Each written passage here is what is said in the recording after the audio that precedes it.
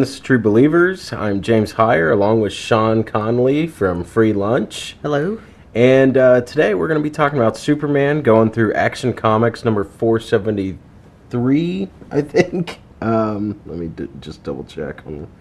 Yeah, 473. Sorry about that. From 1977.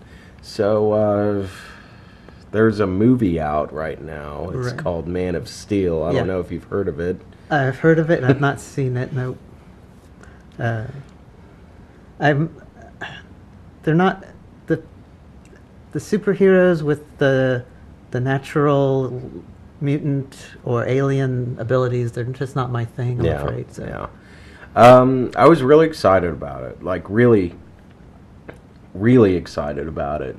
I always had my reservations for it, though, based off of who the director was. Zack Snyder is the director. And, like, when I saw it, my worst fears with Zack Snyder came true. I don't think it's a bad movie. I'm going to watch it again on Friday. I want to give it a second shot. There's a lot to like about the movie, but I don't know. It's hard to explain. Acting is great. The new guy they have playing as Superman is Henry Cavill, and he's phenomenal. He's really good. You know, we've got some other people. Lawrence Fishburne is what's his name? Perry White. Lois Lane was great. So it's just, you know, the acting was really good. The special effects were phenomenal. I loved the way they brought in the science fiction kind of back into it, because that was one thing that was really lacking with Superman Returns. If you never saw that, that was the one that Bryan Singer did. He quit X-Men to do Superman Returns, which was a sequel to the old Christopher Reeves movies, and it sucked. I mean, it was boring. It was the problem. With that movie, the plot was that Superman just came back to Earth from his space travels and found out the world didn't need him, which is kind of interesting, but really, I think what would have been more interesting was to see his space travels. Yeah. I mean, so I don't know what they were thinking with that. He could basically have been like a superhero Doctor Who. Yeah. And maybe not through time, but through all of the universe. And yeah, I mean, I just don't understand kind of what they were thinking with that. But you know, with this one has the problem with that this one has is, you know, all of that stuff works, you know, great visuals, great special effects, you know, a great alien space opera, great actors.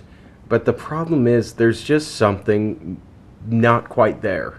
Like, and I don't know if it's the editing or the dialogue or what, but, you know, and I kind of felt this with Watchmen, and everyone thought that Zack Snyder would be perfect because Watchmen was good. Well, the thing is, the source material from Watchmen was good. Right. Zack Snyder just followed it almost perfectly, but if you read the book and then saw the movie, the stuff that was changed kind of sucked.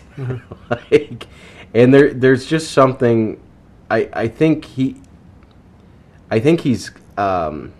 he kind of reminds me of, like, I don't know what he reminds me of, but he kind of has he's very meticulous and he's very gifted as far as visuals, but he's lacking a human element in all of his movies. And this one is especially noticeable because the whole point of Superman is humanity. Like, that's always been the main theme behind that.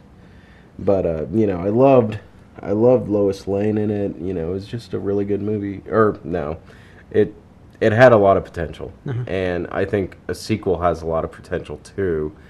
I think they're going to have to demote, I'm using quotes, demote Zack Snyder to producer for the next one. Like, keep him around, but he shouldn't be directing. That's my opinion. A lot of people liked it, though. There is one thing I'm going to point out, and any of my friends who saw it in a Wichita theater are going to know what I'm talking about. I saw it at the IMAX, Warren, and there's a line when Superman is talking to the military. And they call him an alien, get out of this world, blah blah.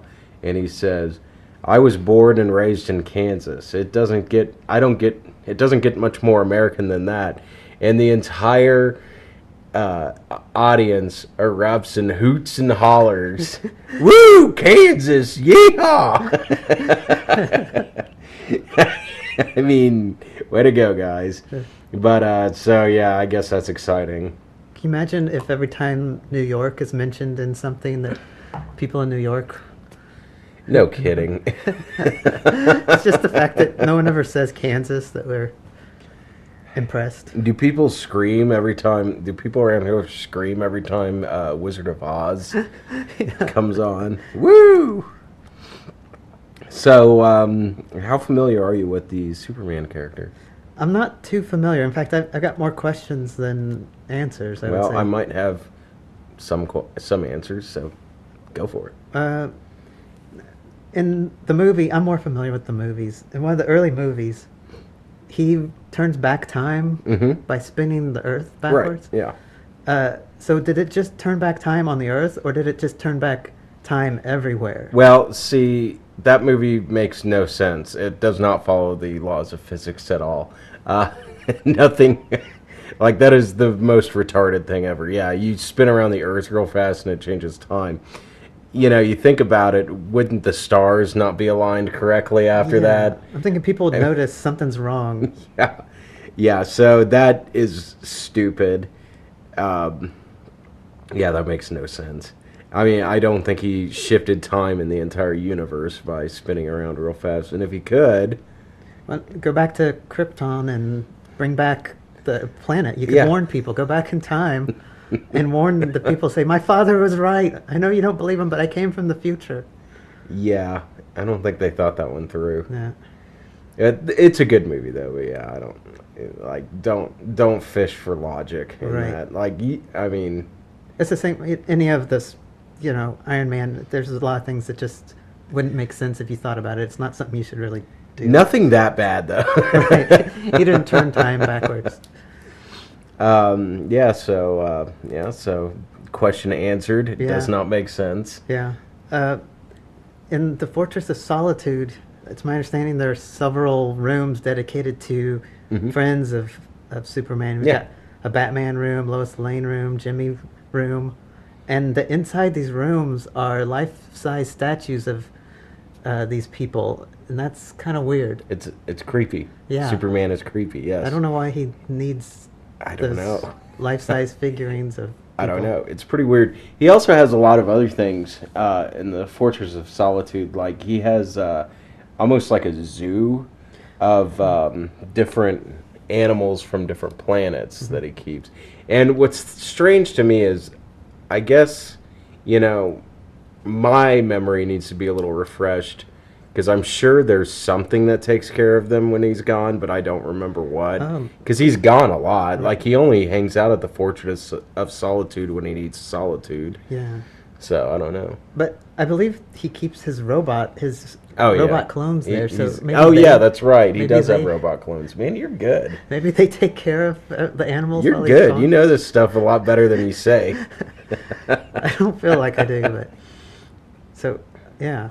One thing that I've always loved about Superman is, and I'm really trying hard not to quote Tarantino because that whole thing is messed up, but the mythology behind Superman is great. The whole Krypton, the Fortress of Solitude, even his supporting friends, Lois Lane, and his villains, Lex Luthor, Brainiac, all these characters. I mean, it's just such a great mythology. I mean, take what you will from the story, but it's a great mythology. Going back to the Kill Bill thing, why I think that's kind of BS, and everyone has said this before. I'm not like some genius who's come up with this, but in Kill Bill, he says top 3 superheroes: Batman, Superman, and Spider-Man. But he says the difference between Superman is that when Batman and Spider-Man take off their masks, it's Bruce Wayne and Peter Parker. Mm-hmm. But Superman, his mask is Clark Kent. Well, I would say Bruce Wayne is Batman's mask. I mean, he is Batman, and Bruce Wayne is the facade. He's right with Spider-Man. And then Superman is almost more complex because, you've got the Clark Kent from the farm, who is, I think, his true self. Then you've got Superman. Then you have this other Clark Kent, who is the reporter, the geek, the guy the fumbling idiot, the guy who is the decoy to keep people away from assuming that he's Superman. So, really, he has 3 identities, at least. Yeah. Which is kind of interesting, I guess. I don't know. But, It would make sense. I mean, there was a time where he didn't know he was Superman. He knew he was a Kansas farm boy. Right. And, and that's when you're developing your person and your personality. And Yeah. so it makes sense that that's him. One thing that I recommend people read is the Man of Steel miniseries. The movie doesn't really follow it, other than the basic origin story. The movie's pretty different from it, but I think John Byrne did it. It's six issues long, but it's really kind of interesting. It shows him growing up on the farm, and this was done in the 80s after Crisis on Infinite Earth, which we'll get into. And it's really interesting, so it's worth checking out. Something that's always bothered me, his parents only sent him up in the rocket. Mm-hmm. And why not send a mate so they could continue on their species? Well, that's a good question. I think, his parents, Jarrell and Laura L., no one else believed them that the planet was blowing up. They sent their son. Everyone was chastising them and calling them paranoid or whatever, at least in different versions. So they sent their son away. Now, why they didn't bother talking anyone else into sending their children away, I don't Find an orphan. I mean, yeah, or if you believe it enough that you've sent your baby out into space, what's stopping you from kidnapping someone? At that point, they're going to die. You might as well, you're doing them a favor. It's a really good question. Take someone's baby and send them up there. It's a really good question. It doesn't make sense. I think, though, it doesn't make sense. But I think the whole thing is the Superman story was supposed to be, at least subconsciously, I think it was supposed to be an allegory for the Moses story, or a redo of the Moses story. They send him off and somewhere, and he becomes king of a different land or something. However that story goes. But and that leads to, there are other Kryptonians. General Zod, of course, is in this movie, as he was in the old ones. And, of course, Supergirl. Right. Superman is not the only Kryptonian out there. There are others. Supergirl she was born on a space station, on a Kryptonian space station. So she was actually born after the destruction of Krypton. Now, everyone else on that space station also, by coincidence, died, so she was the only one left from there. But, and so then or it's kind of a space. I'm sure someone will say it's more complicated than that. It is, but it's not worth getting into. But that's more or less what it was. Why would she have attachment to the human race, then? I think also by coincidence she landed here. And that's actually, when you go back to Crisis on Infinite Earth, the Golden Age DC comics took place on Earth 2. That's what they called it later. And then there was Earth 1. The Flash kind of... every time DC goes through a change, the Flash is always the central character. It's kind of interesting. When they came up with the new Flash in the 50s, he met the old Flash, who is actually from a different dimension. So, and that dimension they called it Earth 2. So then there was Earth 1. Now, when Batman and Superman and Wonder Woman changed to Earth 2, no one really knows. It just happens eventually. Or change from Earth 2 to Earth 1. It just kind of happens. No one ever knows. I think it's just when the stories get less corny is when that happens, sometime in the 60s, maybe 50s. But in the 80s, it got so confusing that they decided to just consolidate everything. So they did the Crisis on Infinite Earth, where all the different Earths were consolidated, a lot of things were destroyed, and the writers no longer wanting, from this point on, they wanted Superman to be literally the last son of Krypton. So they killed Supergirl, and then General Zod and all the other evil Kryptonians who had survived were never seen again. It was only Superman from that point. Which is why when we were kids, like when I was a kid, I never knew that General Zod was in the comics. I thought he was made up for the movie. I didn't know it either. Like, I had never seen him, and to this day, we're actually, the comic that we picked has General Zod and his gang of hoodlums, and this is really the first comic that I'll be reading, and we're not going to read the whole thing, but this is the first one that I'll be reading with him in it. Like, I'm actually very... And that's why I think it's so interesting that they brought him for the movie again, but it does make sense to bring him for an origin story, I guess. Yeah. Because, you know. But, yeah, that's Superman. He's got a lot of friends, like Jimmy Olsen, and Supergirl, and Lois Lane. I believe he had a dog. Yes, Krypto the Super Dog. Was Krypto from... I don't know. I really, like, I think he's an alien, or he absorbed Kryptonian radiation. I have no idea. I mean, I don't know everything. I'm to be honest, like, as much as I love Superman and Batman, some of the stuff like Krypto, I just always glazed over.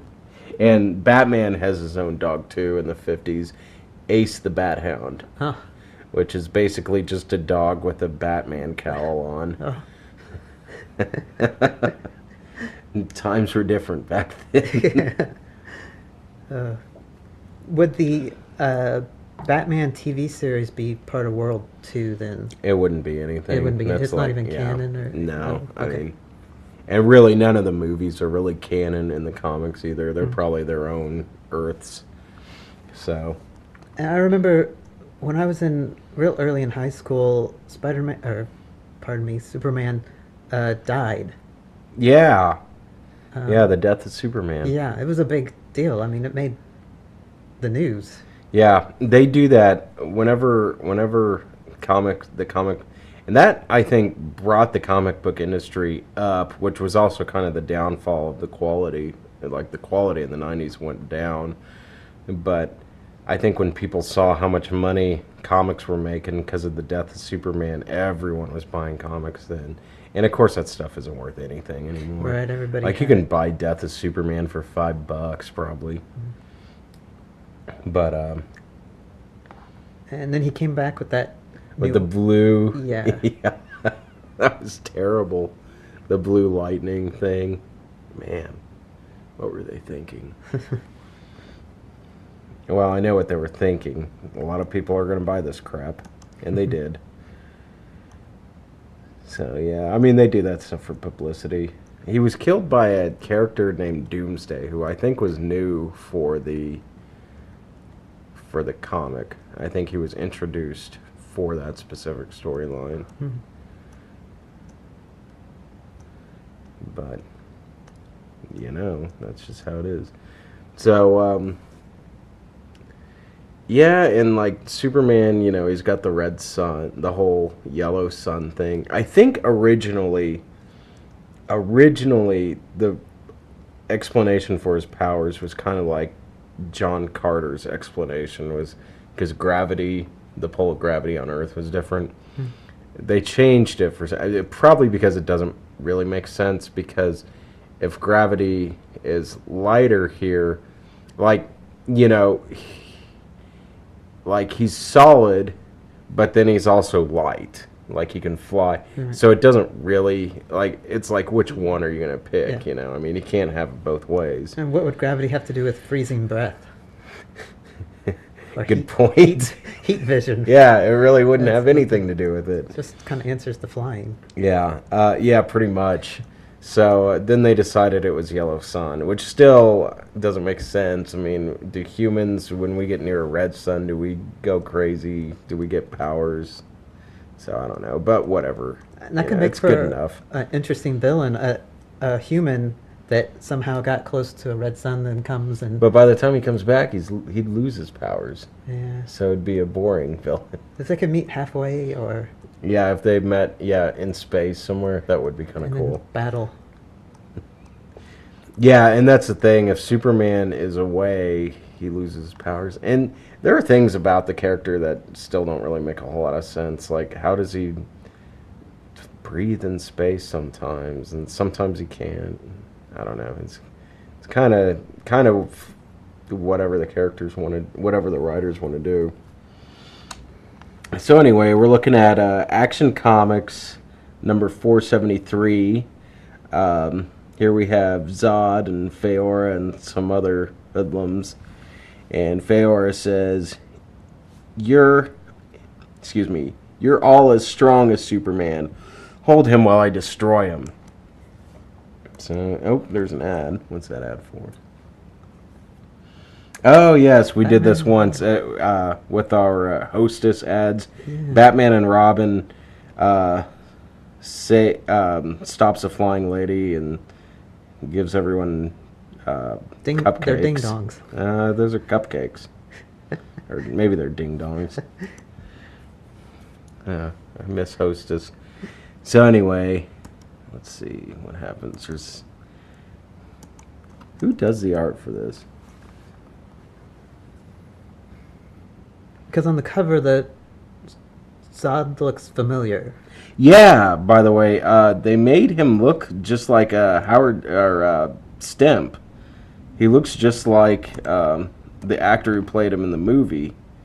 So this is clearly, this is 77, so they clearly did that on purpose. Like he looks just like the guy, and you'll notice that a lot nowadays. Like all of a sudden, Hawkeye nowadays looks like Jeremy Renner. And it's like, I know the guy played Hawkeye, but I mean, that is like the one case where it's like, really? UPS. So anyway, that's how good. Do you want to answer that, or? No, they're gone. Oh, they're gone. They just Okay. left the package. We're not editing that out. This is raw. That's another guest. Special guest. So let's see. So I guess they come. Supergirl gets kind of mad. She reads a letter. Let's see who did the art. And let's see. Art is Kurt Swan and Tex Blaisdell. I'm not familiar with them. Mm-hmm. The art's really good, and Carrie Bates did the story. I am more of a Marvel person than DC, and not because I think one is better than the other. It's just kind of the way it is. It's just the one that classic Marvel was always more available than classic DC was. Like, they're just easier to get a hold of. Yeah. But looks like they're burning down Superman's statue that was built in his honor. That's kind of messed up. And she rips off Superman's head, but don't worry, it's a robot. Snap into a Slim Jim. Let's see. I mean, this is your pretty standard fare of villains taking over the city, and are trashing the city and the superhero stopping them. And see how he beats them. Does he send him to the Phantom Zone? Because in the movie, Yes, he does. putting Zod into that mirror, floating, flying, That's the Phantom Zone. the Phantom Zone, that That thing is weird. it stuck with me as a kid. It was frightening. Yeah, that is really creepy in that movie. Oh, Batman came to Metropolis. That's nice of him. Batman says, the delayed action of the dimensional phaser finally took effect. That'd probably make sense if I would have just read the comic. But right now, I just don't have no idea what he talks about. I'm sure that has something to do with them going to the Phantom Zone again. And Feora says, you'll pay for this, Superman.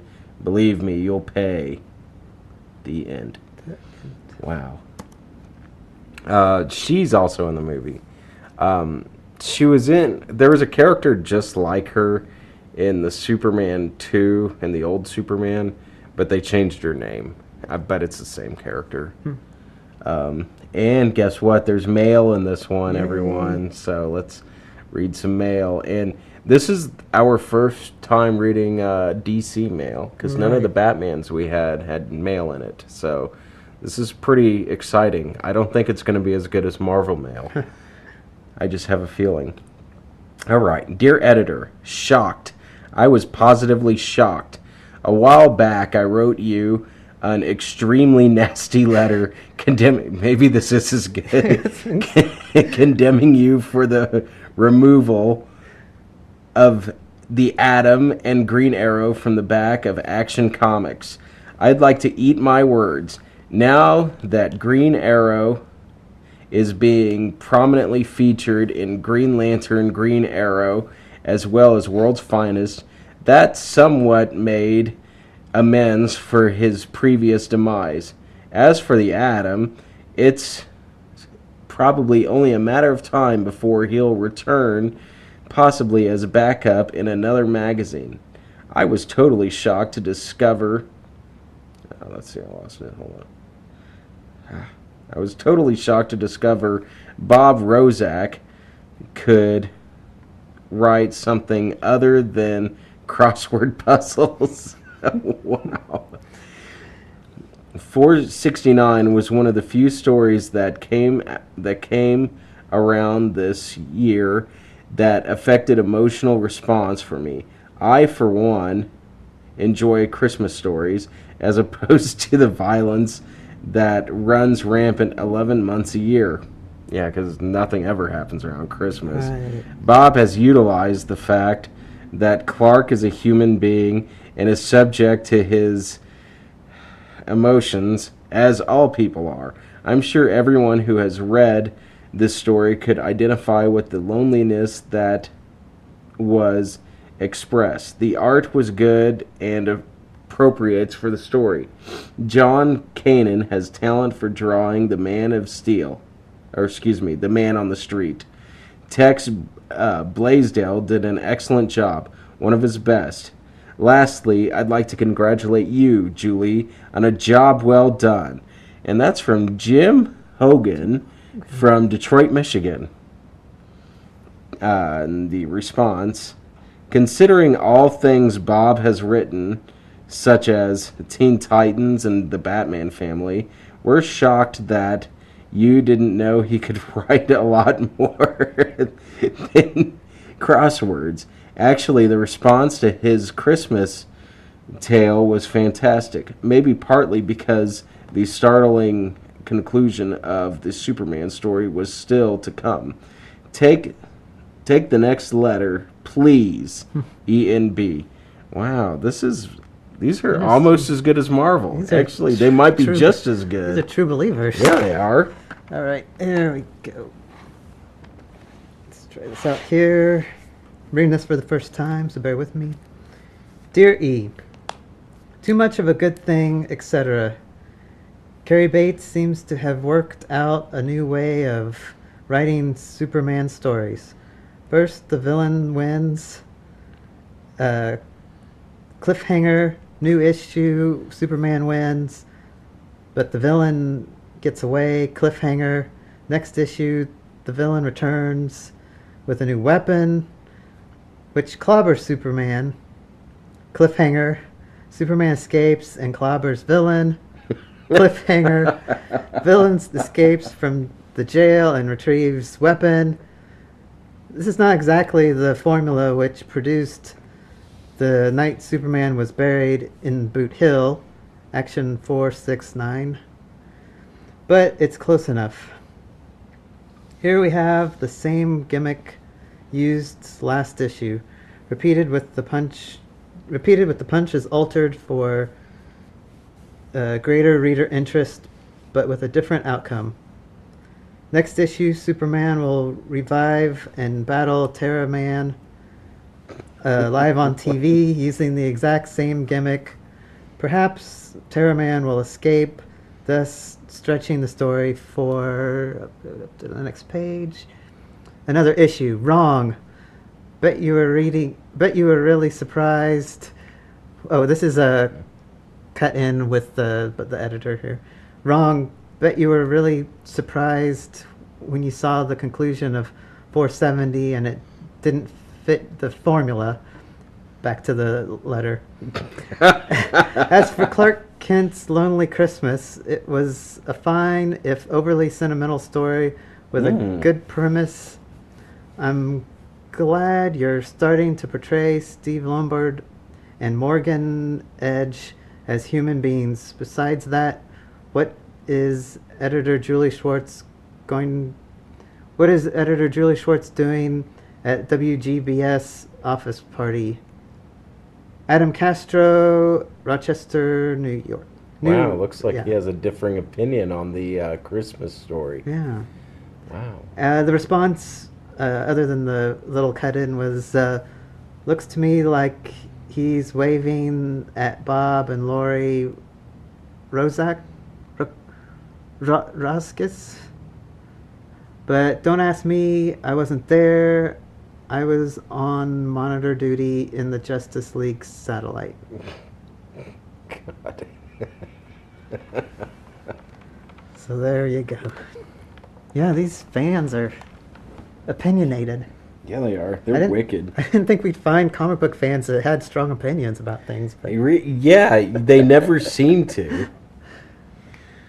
Let's see, here's the next one. Dear Mr. Schwartz, this is a letter of comment on Action number 469, the lead story featuring Terra Man. Wait, is that the one? No, that's a different one. The lead story featuring Terra Man was an excellent tale by Mr. Bates. The idea of Terra Man battling Superman as a part of his show is a unique idea that deserves applause. The art by Swan and Blaisdell was their usual work, excellent, as was the coloring. And the end has left me hanging until next issue. However, my main comments on this issue are reserved for the private life of Clark Kent. The stories in this series are the most human and realistic in the Superman family when it comes to the emotional impact of a story. I love this. I love how, and I know this is 10 years later, this is the 70s, but I love how now they're talking about how, I love how realistic and emotional this is, and that's the same yammering that the Marvel fans say, and there's yours is the most realistic and emotional, but let's see. There was a warmth of emotion that flooded over me as I read this issue story. I could feel Clark's loneliness.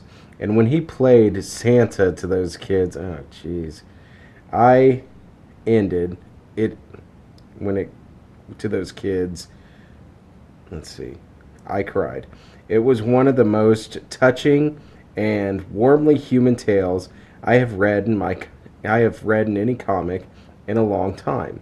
And Mr. Rozakis, just as I panned you for Detective 468, I must say thanks from the bottom of my heart for your beautiful Christmas story. Lyle Watson from Malden, South Carolina. And here's the response. You know, if things keep up like this, Bob might have this letter framed. Didn't anyone have any criticism for that story? Man, I I have to guess I check it guess I out. should read it. Yeah. Yeah, it's on here. Got positive reviews. Yeah. So far, I don't know what this next I one's guess gonna- it's a great Christmas story. Yeah. Okay, here we go. I believe this is the last letter in this issue. Dear Bob, John, and Tex, sorry. Good God. I'm off to a great start. How could Clark be lonely on Christmas Eve? Or rather, how could Superman be lonely? He could spend it with Linda, Supergirl, Danvers. This is the trouble with DC nowadays. It always tends to forget Supergirl. Andy Reid, Lebanon, Tennessee. And the response. I hope that has been reformed in recent months with her many appearances. But as for her Christmas vacation, she spent it with her parents in the bottle city of Candor. There you go. That Yeah, makes sense. that's Good. what it was called. Thank you. And being thoroughly Kryptonian, it has no Christmas celebration. But then Supergirl spent her formative years in the Kryptonian atmosphere, while Clark spent his in Smallville, where Christmas became part of his life. Woo! Kansas! Woo! Yeehaw! So wait a minute. So I guess Supergirl's family is still alive in Bottle City? Yes, according to... I don't know. It's confusing. DC is really confusing because they have so many different versions. They retcon themselves all the time, which is also kind of their benefit, because if something sucks, they can just retcon it, and it also keeps them fresh. Like, you know, it's as long as you have the basic mythologies down, that's Yeah. really all that matters. Like, all the little details don't really... Right. Like, you can keep rewriting the story. And I guess I shouldn't say retcon, but they reboot them. I mean, they're just remakes of the old stories. So there you go. We finally did a Superman one. Yeah. I should watch the movie. The current movie. You should. I don't think you'll like it, but... I might wait for Netflix then. I don't know. Yeah, I still haven't you should watch it. seen Iron Man 3, so I'm not a I very think good... that one was better, Yeah. honestly. And some of my friends will disagree, but Iron Man 3, once you get over... And it probably wouldn't even bother you, but once you get over the big twist halfway through, like, it is a good movie. And the twist is, like, for people who don't care, that was actually really cool, is what I've heard. So, and Star Trek is good, also. Yeah, my wife's seen Star Trek. I have not. That one's really good. Did your wife ever see the old ones, especially Wrath of Khan? Yeah. So she Okay. knew. So, like, she told you that. I'm not spoiling this for you. Okay, yeah. This movie is basically a remake of Wrath of Khan, and it's pretty cool how they do it, because, you know, I mean, it's a separate timeline, but they said it. And by coincidence, I had just watched, I wanted to watch a Star Trek movie before I saw the new one, and I was like, well, Wrath of Khan, because most of them I don't really like.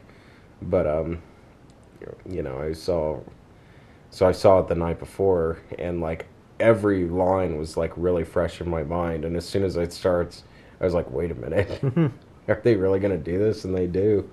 The guy who played Khan was really good, too. He plays Sherlock. Yeah. Well, wife's a big fan of... I think it's hilarious, though, how he keeps talking about how genetically superior he is, but if you notice, he has really bad British teeth. But, I mean, other than that, I mean, that movie's really good. I really am not sure which one out of those two I like better between that and Iron Man 3. Maybe Star Trek. Star Trek was really good. I mean, it was a pretty solid movie. Oh, and RoboCop's in it. Really? Yeah, Just RoboCop is in it. the actor, Oh, the actor, not the not actual RoboCop. okay.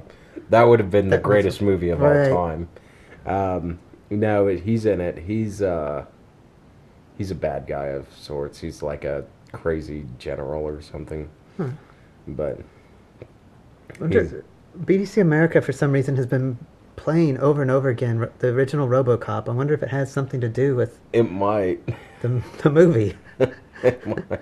He was also in Dexter season 5. Huh. He was spying on Dexter and found out he was a serial killer. So Dexter did what he does. He killed him. Was he a serial killer? Who? RoboCop. No, and like That's not that's the good. thing that's weird is in season 6 he's like, "Oh, I only kill bad people," and it's like, yeah, RoboCop was just kind of slimy. He wasn't really a Yeah. killer, but I guess we'll just forget about him and just move on. Will there be a point where he kills himself? I don't know. Like I don't some know. sort I don't of know how season infinite 8's going loop. to end. Season 7, I mean, there's no turning back after what we saw. Like I thought 6 was a huge shocker, but 7 had a like 7 was crazy. So yeah, there you go. Yeah, so you might want to check it out. So you've never seen Superman 2? I don't. Or not recently, anyway. Not recently. I don't know if I'd when I go was a back kid. and watch it. Like both of those are really good. The Richard Pryor one was, And that's when I remember the most. yeah, and I'm sorry for that. That one's really bad. But see, that started the whole third movie superhero curse. I mean, because I mean, you've got the first two, which are both really good, and they're a little corny by today's standards, but they're both really good movies. And then the third one has Richard Pryor, and it's terrible. And then after that, you've got the old Batmans, which the first say what you will about the first two, like they're decent. The third one is terrible. Spider-Man, X-Men. The first one to almost break out of that was Dark Knight, and even the Yeah. third one is still the worst. But Mhm. it's a decent movie though, so it kind of breaks out of that. It's anyone who says it's a bad movie is an asshole. But You promised you wouldn't cuss. I know I can't help it. The A word isn't that bad. Yeah, I am trying to clean up my show a little bit. It's really hard to do. But let's see. And then Iron Man 3. But even Iron Man 3, a lot of people like that twist, I think is the main thing. That turned a lot of people off. But I don't know. I think Iron Man 3. I think now that the smoke is cleared, I think I like it better than Iron Man 2. Huh. And I don't dislike Iron Man 2. Right, I understand, but I think I liked it better. I think it was just more interesting. But Iron Man 2 is also safer in it. So, I mean, pick your poison. Yeah. But, yeah. There you go. British movies tend to do okay on the third one. You've got Goldfinger and Harry Potter and the Prisoner of Azkaban? Azkaban. Yeah, Yeah. those are both the best of their series. Yeah. And then even like if you count the James Bond reboot, Skyfall's the third one, and it's the best out of the reboots, Mhm. the Daniel Craig ones. So, I mean, British people can do okay Yeah. on third movies. Doctor Who, they're up to the 11th Doctor? So, Are they? Yeah. Is it that far? Yeah. His contract's up. He's going away, so who knows what happens. I can't believe that show has been going on since the 60s. Like, it just keeps going. I never really watched it. I've seen an episode here and there, and it's just... I want to, but where should I start? I would start with the 10th Doctor. Okay. What year is that? Like 2004 or something like that? Yeah, around that time. Okay, I kind of remember that. And that they had the blonde chick in there. Yeah, Rose. Yeah. I do kind of remember. That's the one I'm most familiar with. Yeah, that was really where it hit its current stride. Yeah. So, Yeah. Well, any more questions about Superman or DC? no, I'm pretty good here. Well, I think that wraps it up. Once again, this is free lunch. He does a lot of YouTube videos Right. for video games. Video games, my thing. Yeah. So, thanks for listening. We'll have another show again shortly. This is True Believers signing off. Have a good day.